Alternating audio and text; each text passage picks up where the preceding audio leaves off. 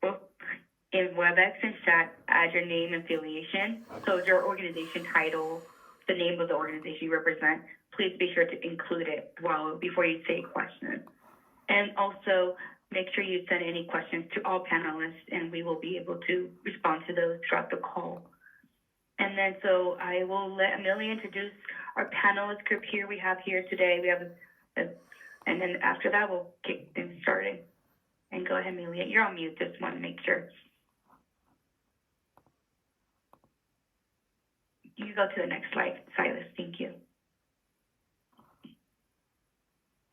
Thank you, Brenda. Thank you, Silas, and thank you, everybody, for being here today. It is my great pleasure to announce that to start with the inclusion of the Western Energy and Balanced Market Regional Issues Forum Annual Policy Initiatives Catalog and Roadmap 2024. That roundtable report to the WEIM governing body summarizes the by sector within the Regional Issues Forum, the prioritized initiatives of those represented stakeholders in that body. We have one of the chairs of RIF here with us today who will be presenting that initiative shortly. That is followed by a set of discretionary initiative proposals, which each in their own way have to do with the WEIM. This is the second working group to feature presentations of proposed initiatives by the entities that have proposed them. It really allows those entities to explain the submitted initiative and really dig into the impact of the proposed change on the market, addressing the benefits and distribution of benefits, potentially any costs, and the overall impact to market efficiency and reliability. Make a case for each of those initiatives. You go to the next slide. The issues we're going to be speaking to today and entities who are speaking are all listed on our agenda. I anticipate we should be able to start at about 1:45 following the presentation of the RIF report with operational enhancements in the WEIM, a set of 3 presentations by BPA, the change to the WEIM resource sufficiency evaluation proposed by multiple stakeholders. There's a note afterwards that will be presented by the ISO today. Bidding rules on external WEIM interties. This was a proposal that was promoted by the IPP, the power producers sector within the RIF. It will be presented today by Gridwell. I wanted to highlight, I do not have a presentation at this moment, but if the representative from Gridwell would chat producer on the call, we can make sure that we're able to give you the structure you need to present that. Following that will be a couple of very well-documented proposals submitted by SRP. And unfortunately, SRP was also not able to be with us today to do that presentation. So the ISO will be covering that for them. Next slide. Before I hand it off for the RIF, just like to highlight that it is the discussion today that we found valuable, at least in the first working group. So please do feel free to raise your hand and make a comment as we move through the presentation, both of the RIF and of the potential discretionary initiative. Forward to hearing from you all. And with that, thank you, Meg, for being with us today. Of course. Thanks very much, Amelia, and thanks to the ISO for very kindly agreeing to host the RIF at this meeting. My name is Meg McNall. I am a sector liaison to the RIF from the California ISO Participating Transmission Owner sector, and I am also serving as chair of the RIF this year. And I'm going to give an overview of the report that the Regional Issues Forum Liaison Group prepared following our first annual roadmap, policy initiatives catalog and roadmap roundtable discussion that we held at the CAISO's offices during the RIF meeting on March 18th. Just to level set a little bit, what I'm going to do is walk through at a high level some of the major conclusions set forth in the report, and then detail again in a very summary fashion some of the input that each of the sectors provided during that roundtable discussion and as outlined in the report.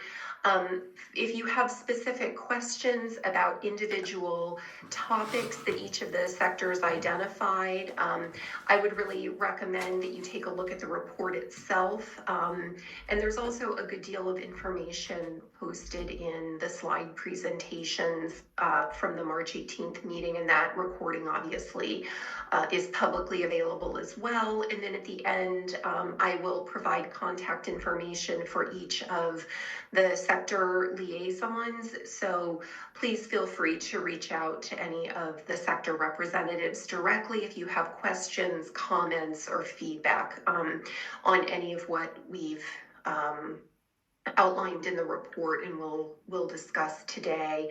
So if we can go to the next slide here, this is just a bit of history and background about what the roundtable is and what we are trying to accomplish with this roundtable discussion. So in the final proposal for Western EIM governance review in phase 3, which was approved by the CAISO Board of Governors and the governing body in February of 2023. There were a number of topics that were addressed, obviously, but one of them was the continuing role for stakeholders in the ISO policy initiatives process under an EDM type of governance structure. And the Governance Review Committee provided for an expanded role of the RIF in the process that the ISO uses to prioritize discretionary policy initiatives. So as we've talked about at earlier stages of the CAISO's 2024 policy catalog and roadmap process, the ISO has different categories of initiatives, some of which are required to meet a regulatory or a market policy need. And then there's a category of discretionary initiatives that stakeholders are requesting and recommending the ISO take on as a way of addressing a problem in the ISO's markets and the operation of the ISO controlled grid, initiatives that stakeholders believe would provide an improvement in the existing rules. So the way in which this was to be accomplished was through a discussion at a RIF meeting in the form of a roundtable, whereby each individual sector would present information regarding priorities for policy initiatives by that sector. And there would be some give and take discussion of each policy priority to allow for the identification of common priorities that cross sectors. So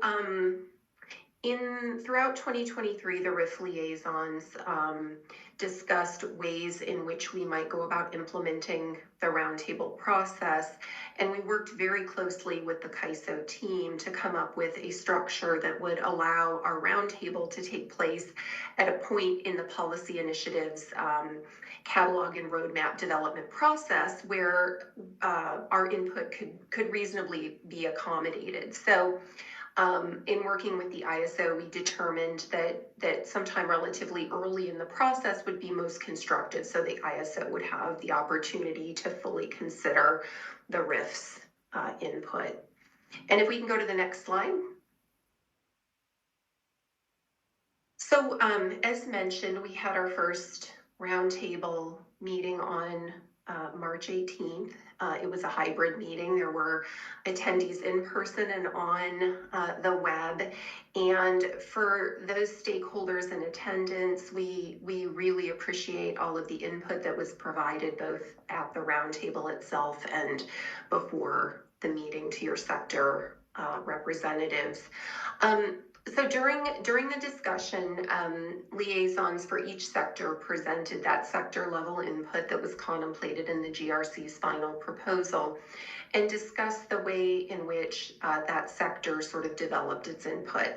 And that looked a little different for each of the sectors. We have a wide range in the composition of sectors, which with several of them being relatively large and including a number of stakeholders that may have slightly different interests, located in different regions geographically.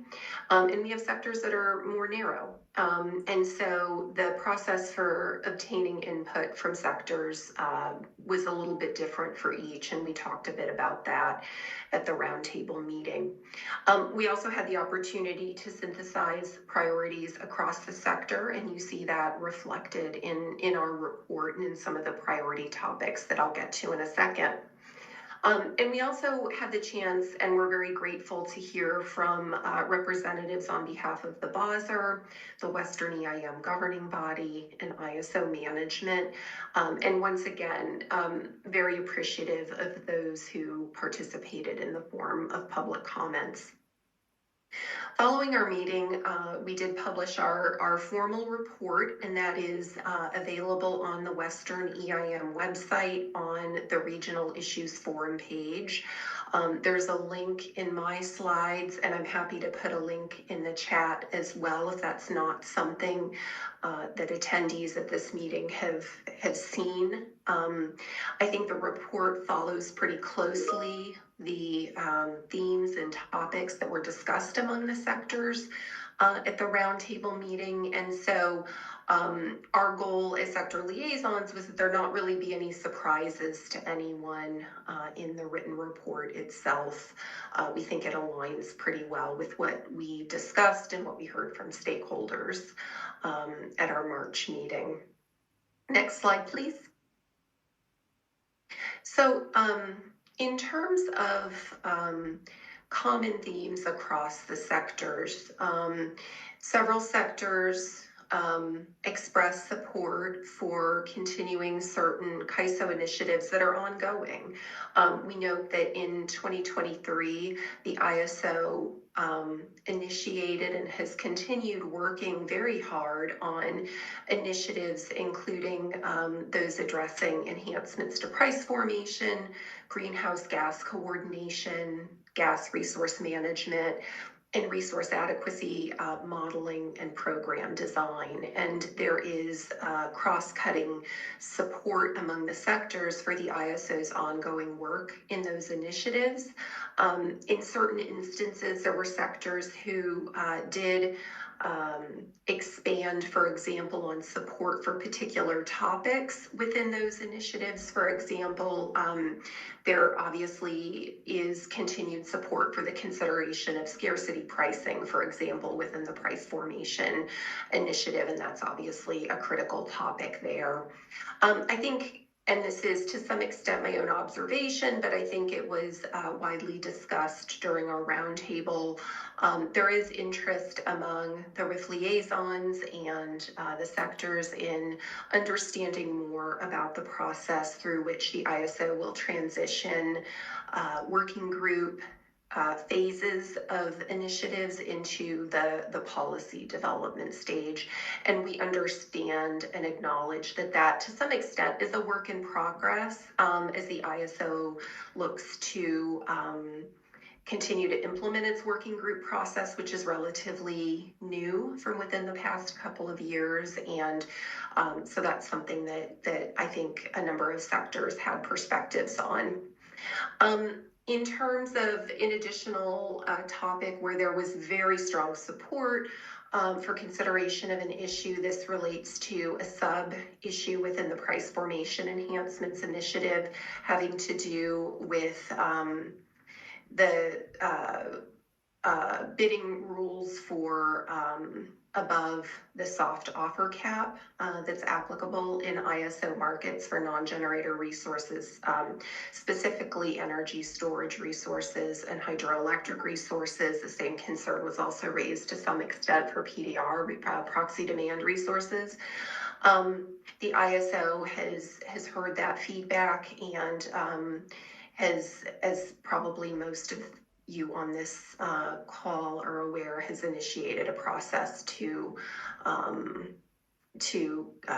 expedite consideration of solutions to this set of issues, both for potential implementation this summer and on a longer term basis. So that, given that it's in the policy development phase as we walk through the sector specific feedback, we didn't include that particular item in each sector slides, but there was wide support for that.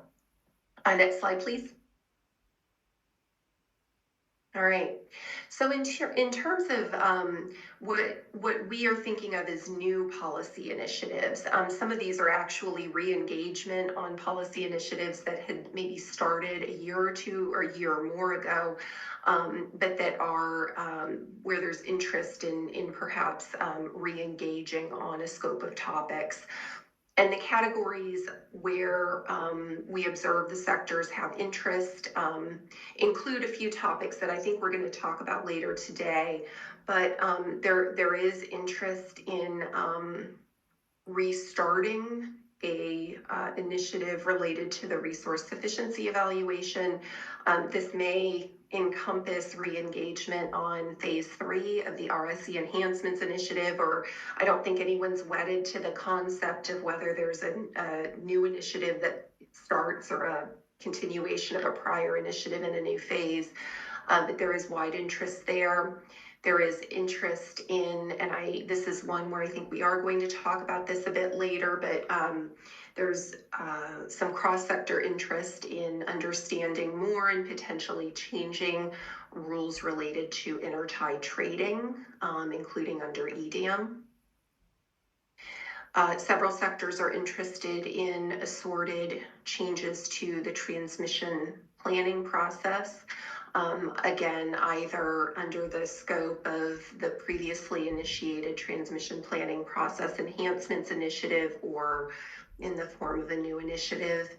And then finally, there was a lot of sector interest in issues related to demand response, participation in markets by demand response resources, and refinement of rules related to reliability demand response. Next slide, please.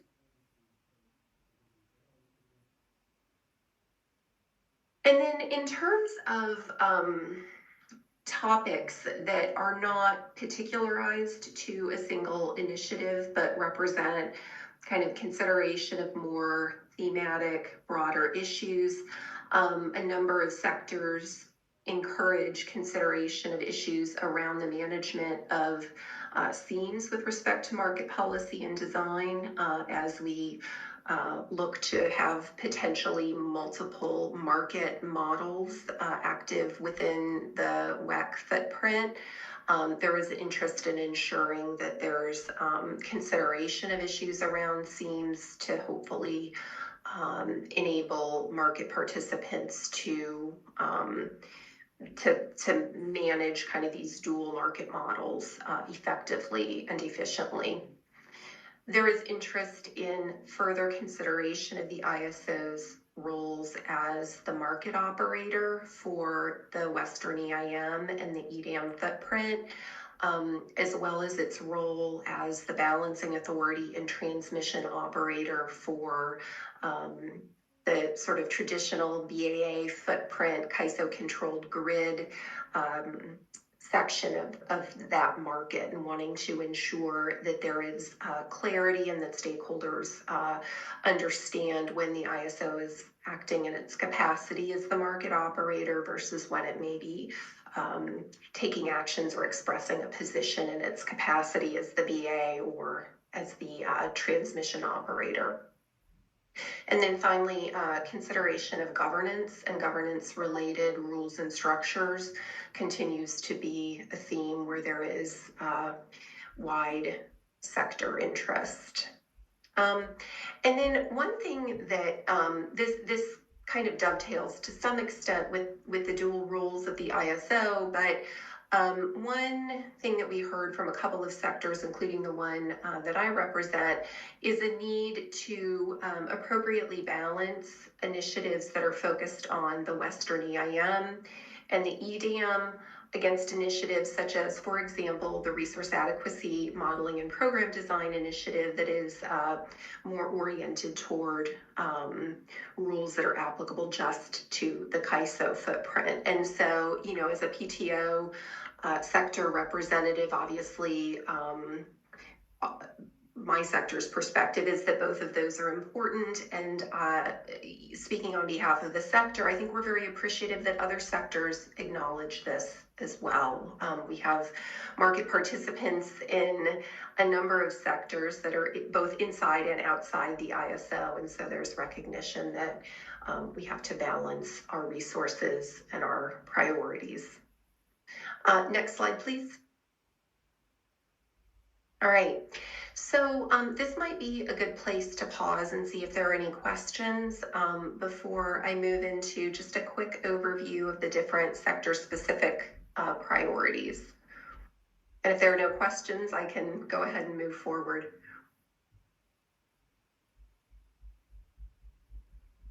All right. I am not hearing or seeing anything.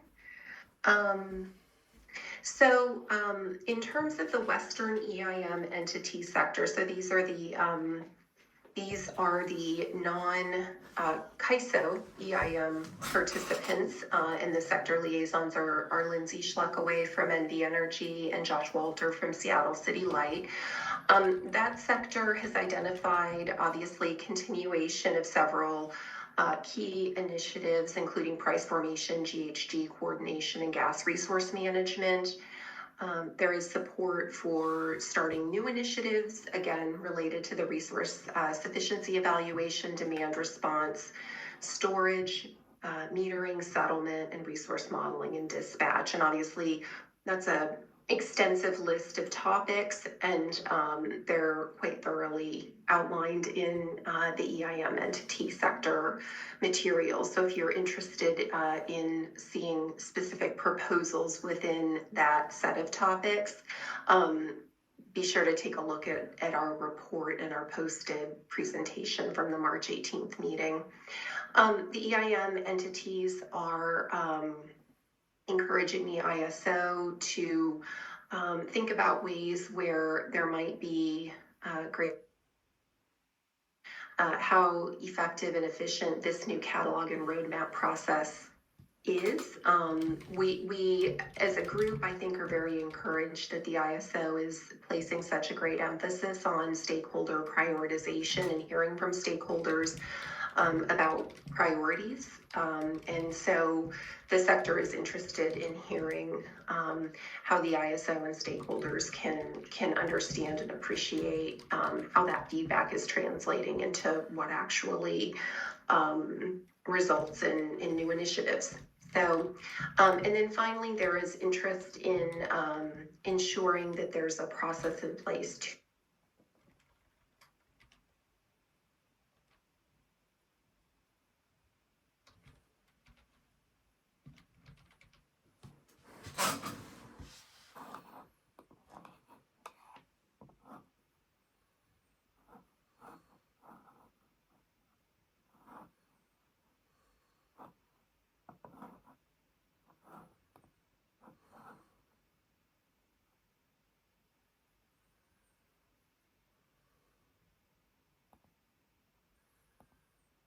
and also had a couple of ideas for broader stakeholder topics, including topics around the integration of long duration energy storage, in markets and concerns and consideration of issues around CAISO, BAA, reliability, including consideration of issues related to day ahead self-scheduling within the CAISO and the EIM markets. And finally, there is support for a new initiative related to the calculation and allocation of maximum import capability, which is a sort of form or proxy for deliverability for imported RA resources. There's interest in seeing if there are approaches that might allow for an expansion of MIG to enable more import RA. Next slide, please. So from among the consumer-owned utilities, this is utilities that are traditionally considered public power. There are COUs both inside and outside the ISO footprint. This sector supports continuation of a number of existing initiatives, including price formation, GHG coordination, gas resource management, and RA. There's also support for, and I think this falls in the category of either a new initiative or continuation of a prior initiative, but related to storage enhancements. This sector supports new initiatives related to transmission planning. And again, I think this is one where maybe it's a continuation of an initiative that started in the past under the TPP enhancements, or perhaps it's a new initiative related to topics around transmission planning. This sector also emphasizes consideration of seams within multiple initiatives and delineation of the CAISO's role. And finally, the COU sector has a lot of creative suggestions around potential process improvements and areas for clarifying stakeholder processes and potentially enabling stakeholders to have a better understanding of things such as when the ISO decides not to pursue an issue in a stakeholder process, for example. Next slide, please. So I think we are hearing from a representative on behalf of the IPP and marketer sector. This is a very large sector. I think during the meeting it was 70 plus members, and that may have increased in the last couple of months, but there were a number of topics that the IPP and marketer sector is interested in seeing the CAISO take up, including intertie bidding rules, resource efficiency, continuing with price formation, addressing market clearing prices during contingency events, which is characterized as an issue that is under consideration now. And then this sector also provided support for various new initiatives, including an initiative focused on improvements and enhancements to stakeholder processes, various topics around energy storage, GHG functionality improvements, consideration of issues around load conformance and intertie transactions, and then finally, again, transmission planning process enhancements. Next slide, please. So the public interest organization and consumer advocate sector proposed a number of suggested recommendations around the transmission planning process, and specifically the competitive solicitation process component of the TPP. And there were also suggestions for enhancements to rules related to RDRRs in the ISO. And finally, this sector is supportive of continuing consideration of seams-related issues. Next slide, please. And then this is the last of our sectors. This is the PMA sector, including BPA and WAPA. And the PMA sector, again, supports continuation of price formation, GHG, initiatives and re-engaging on resource efficiency evaluation issues. And this sector also supports implementation of an initiative to improve operational and settlement functionality, and there are recommendations that are set forth in our report addressing topics such as dispute resolution and how sort of unexpected or anomalous market outcomes are addressed. There's a request within that topic to consider dual submittals of base schedules and the ability of an EIM, Western EIM entity to set limits for dynamic and static ETSRs. And I would recommend stakeholders to the report to understand more details about what the proposal there is.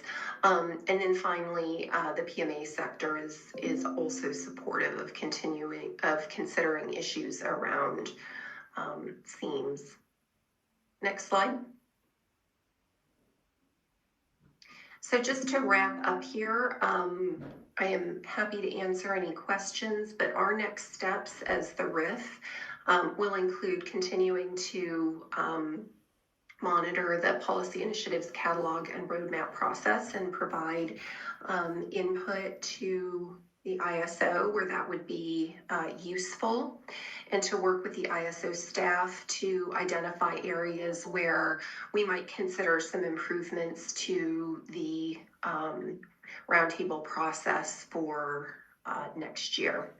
And by the same token, I think we'd be very interested in hearing from stakeholders on whether any of you have ideas for how we can make the roundtable process better, more responsive, whether there are opportunities for expanded stakeholder input into that, and any other ideas you may have.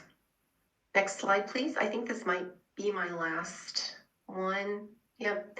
And then my last slide has, just for reference, contact information for the various sector liaisons. So again, if you do have thoughts or ideas or would like to provide input or feedback on the report that we've published, feel free to get in touch with your sector liaison. I'm hoping that you already know who that is, but if you don't, we're all listed there.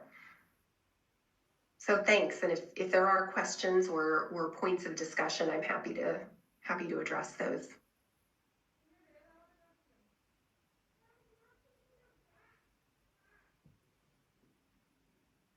And I don't see any hands. And it looks like Brenda has put links in the chat to both the contact information for the sector liaisons and to our RIF page on the EIM website. So that's extremely helpful. Thank you very much.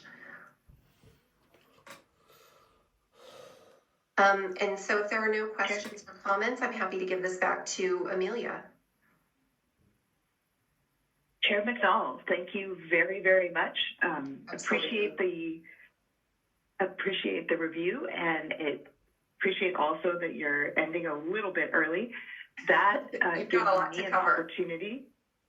Yeah, it gives me an opportunity to explain a little bit about, frame for everybody a little bit about the process. This is the first year that we're running through a new stakeholder prioritization of discretionary initiatives.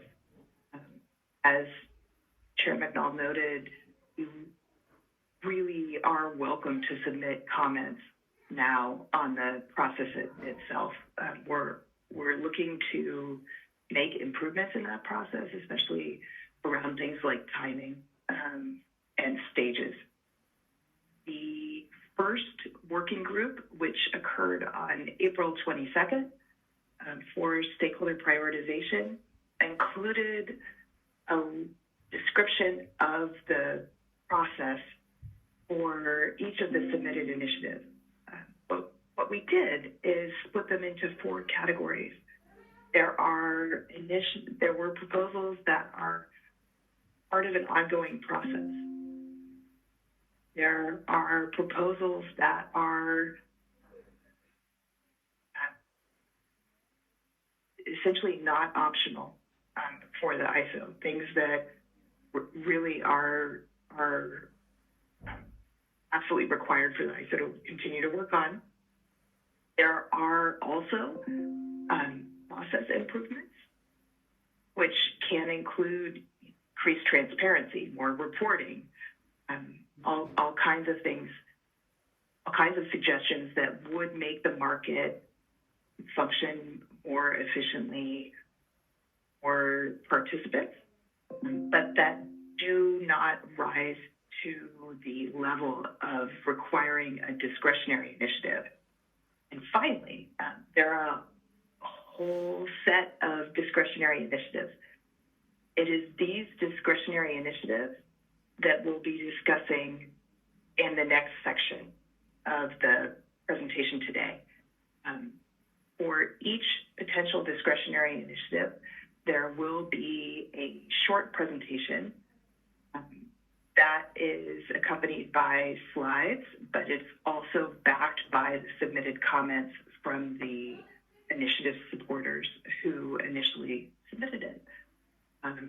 We will, after the third and final of these meetings, have a wrap-up meeting at which we explain the commenting prioritization template and give stakeholders in the community a chance to rank for the ISO their concerns. The ISO will then take those ranked concerns, and that will serve as an input to two things. One is an input to the policy roadmap for new initiatives, essentially starting in that we will submit to the board towards the end of November or early December. And the second thing, and I wanted to highlight this, is it's as an expression of the initiatives and the work that is important to our market participants. It really will serve to inform the ISO's corporate strategic goals going forward. So I thank you all for being here. Thank you all for presenting your initiatives. You're making a case for them. We assume that everybody will support their own initiative as it moves through the process, but the goal is always to gather the support of others. So with that, if you would move to the next slide. We're starting out today with a set of 3 presentations from PA, and I believe the first presentation is from David Silver, who is on the panelist list. So with that, I will hand it over to Mr. Silver. Thank you for being here today.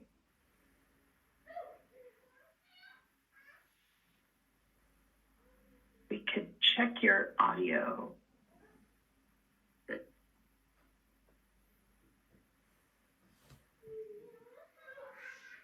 If you're on the panelist list, you should be able to unmute yourself and speak.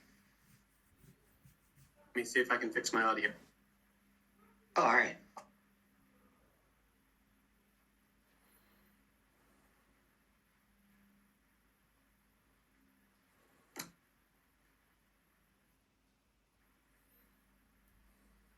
Is that any better?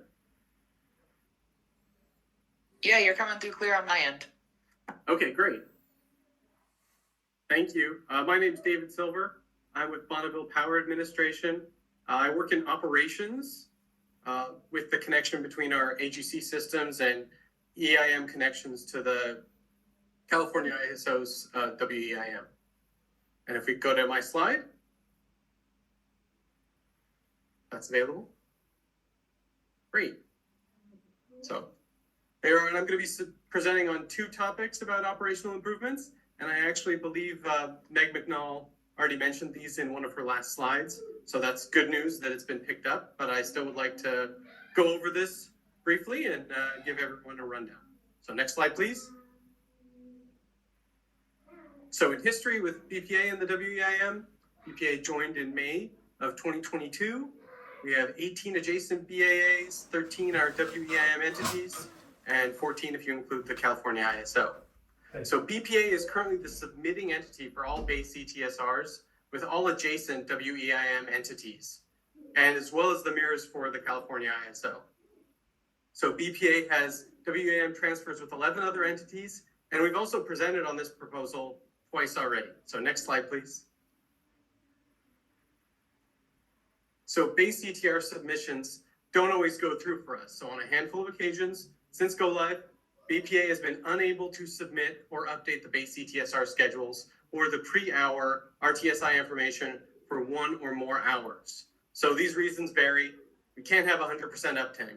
So sometimes there are data integration issues, sometimes there are hosted vendor outages, sometimes there are difficulties with the WEIM that cause us to have the recommendation to exit the market, and that causes those base ETSRs not to be submitted for multiple hours afterward.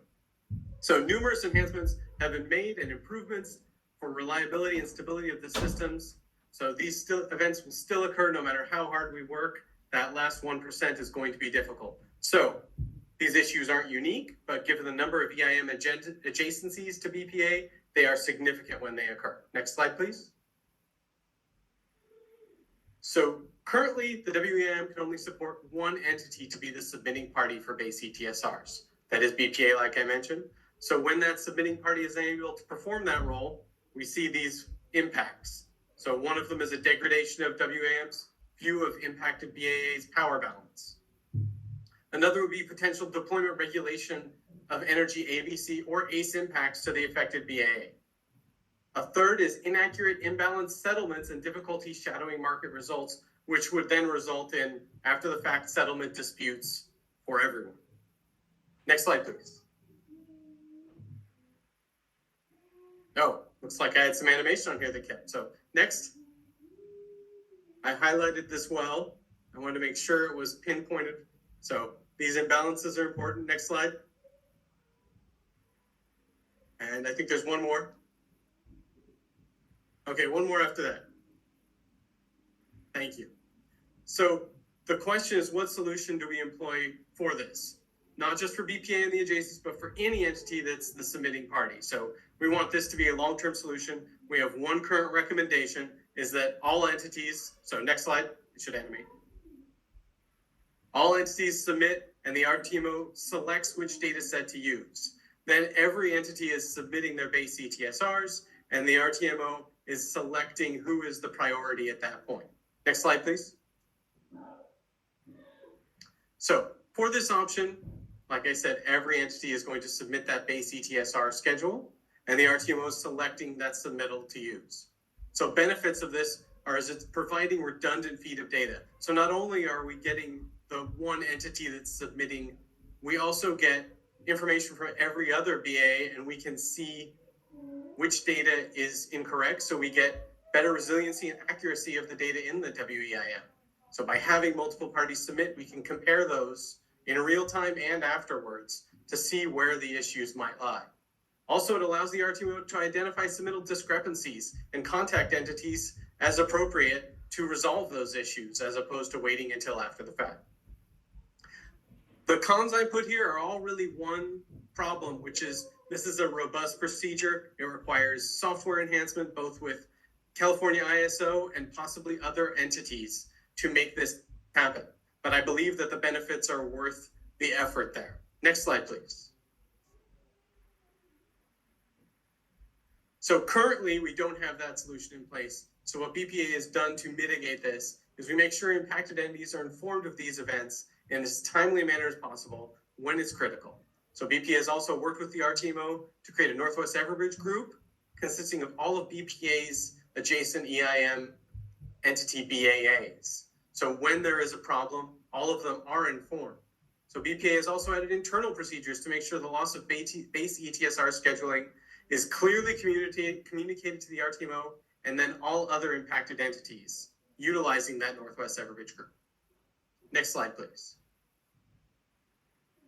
So in conclusion, BPA has presented on this topic twice already. We are seeking a long-term and robust solution, even though BPA has worked to reduce downtime and mitigate instances and add communication to mitigate consequences for other affected entities. These short-term interim solutions should be considered and helpful, but we do need a long-term solution. Okay, next slide. I'll just move into my next topic, unless there are questions. Okay. David, just a short question. Sure. Are either of those earlier, I think there's a typo in the date. But Yes, there are was a either typo in of the date. Yeah, but are I either of apologize. those We haven't presentations presented in available? December of 2024 yet. Not yet, but you will. There's still time. Are either of those, are there links to those that you would be able to share? Yes, I could share the links to the previous presentations. I think they're in the meeting notes from the meetings where it was presented. Perfect, thank you. Of course. And I see a question from Dan. I don't know if that's directed at me or I guess it's directed to Amelia.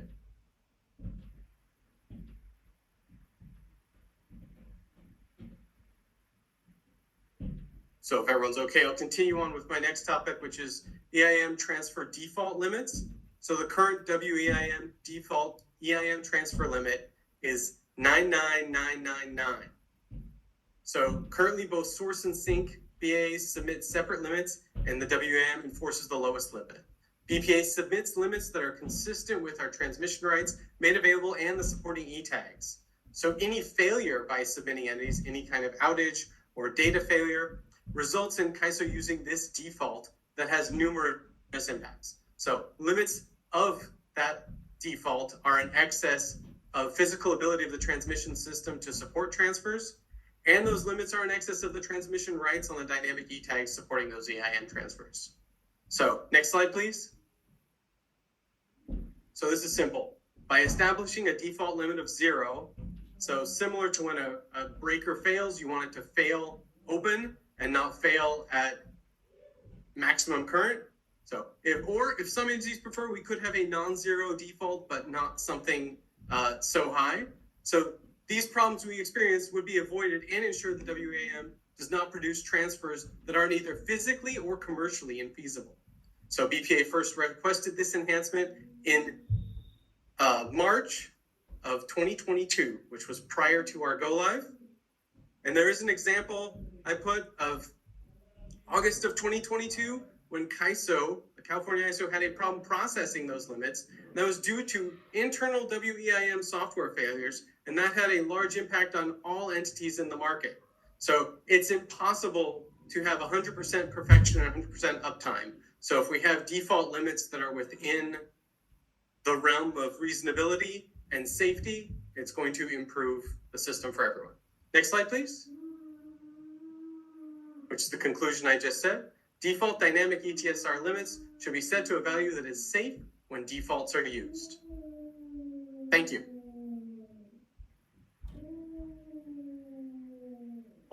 Thank you. Are there any questions?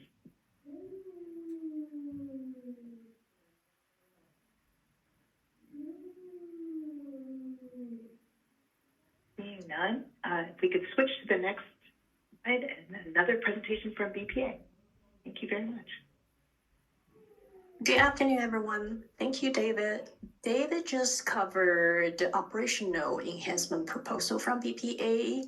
I'm going to go over the settlement enhancement proposal, and after me, Bruce McAllister is going to cover a outage management enhancement.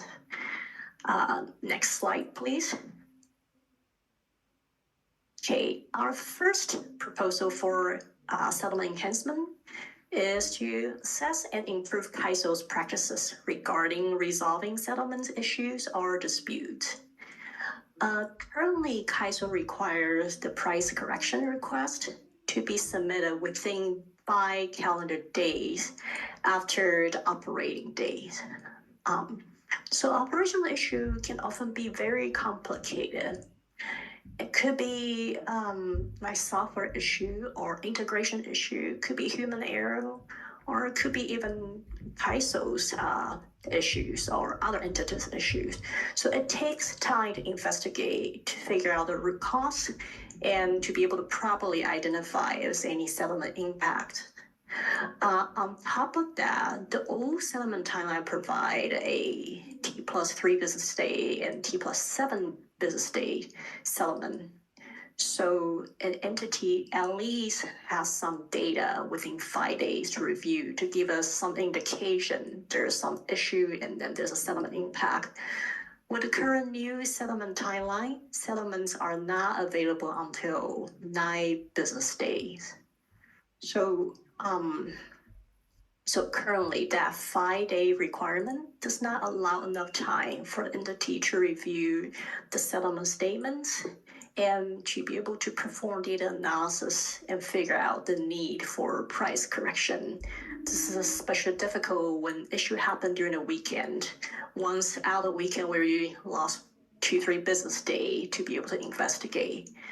One of the examples of how this is impacting BPA, last year in March, when Kaiso has software issues that cause all our TIDs and ghosts and mirrors to be incorrect. BPA did not discover what was happening until it was outside of 5 days window. So we were not able to request price correction. So we would like to assess and improve Kaiso's practices regarding resolving settlement issues or disputes, allowing price adjustment to be more than 5 days after operating day. Ideally, we would like to have this window to be longer. 15 days will be ideal. This align with the settlement 9 business day settlement statement availability. So once we get a settlement statement, we would like to have a week to review the settlement data and then go back to investigate all other data. This will help us to be able to identify the settlement impact and then have an opportunity to request price correction if needed. Any question for me before I move on to the next settlement enhancement proposal? Just for clarity, this is a request to extend the price correction request window and the price correction window, not to change the settlement time. Correct. So we're proposing that price correction window to be extended from 5 days to 15 days after the operating day. All right. You're welcome. Next slide, please. Okay. The second proposal is to review policies and practices regarding resolution of adjusting market and settlement related financial outcomes. When we have any issues, especially system and data issues, this can result in inappropriate or anomalous market outcomes. Usually price correction is almost always the only approach to adjust settlement after these system and data issues and failures. Volume correction is seldom granted because of the complexity of rerunning the market and getting these data to the system. So this makes the settlement adjustment become ineffective. So we do understand the desire to avoid the very complex work that involving, going back to the market solution and figure out what would have been different if those values had been in place. And usually that's the reason Kaiso usually reject the request to adjust volume but there should be some middle ground. So BPA would like to see CAISO working with BAs to come up with some solution that provides an opportunity to make things right. Here we have an alternative settlement adjustment method. This could be, say, if an entity submitted an incorrect base ETSR that resulted in a change in a charge and credit. But both entities agreed that the ETSR submitted data was wrong. CAISO could develop practices to move the money around as a settlement adjustment between the BAs without rerunning the market.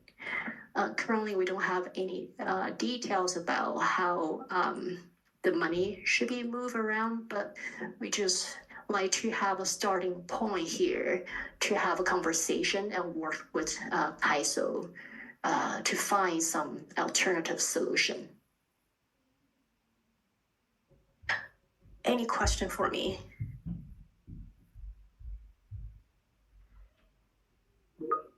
Hearing Again, for clarity, if you could,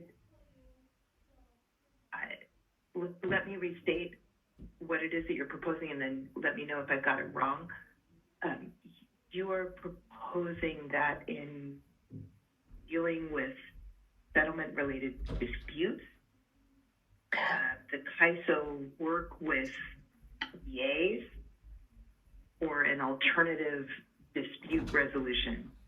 it's not a dispute. It's say when the incorrect base schedule somehow got submitted to CAISO due to system and data issues. The market, financial outcomes become inappropriate.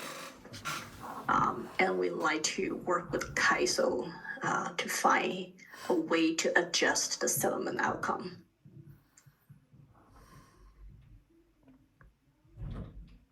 So it's not about the settlement calculation is incorrect, so we need to file a dispute. It's more of a data got submitted to CAISO become incorrect because of any system and data issues. Issues with the input data flowing into the settlement. Correct.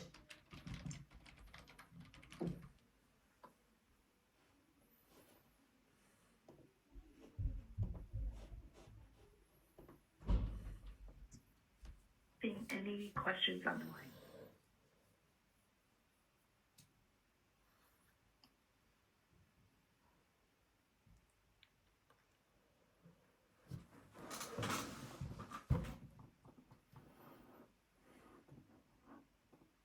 All right. Thanks, everyone. I'm going to hand this over to Bruce. He's going to cover the outage management enhancement.